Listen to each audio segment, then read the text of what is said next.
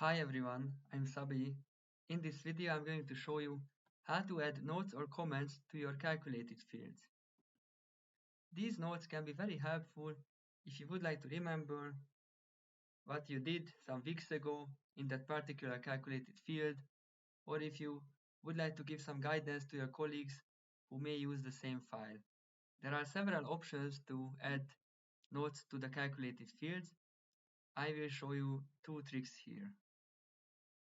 I open this calculated field, right click, then edit, and basically you can add a one line long comment with a double forward dash. So double forward dash, it's gray as you can see, add comment here. And you can see that it does not change the calculation. The calculation is valid, the comment is here.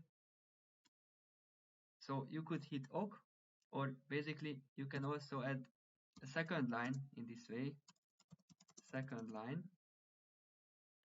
It is also possible. So this was the double forward dash option. The second option is, I show it on another calculated field. I click on edit. You can add a comment with more lines with a forward dash, asterisk. You can add your comment here if it is longer. And in the end, asterisk and forward dash again. It will be gray as well, so you can see it is valid, the calculation is valid. So this is the second way how to add the comment to your calculated field. I hit OK. This was the short summary.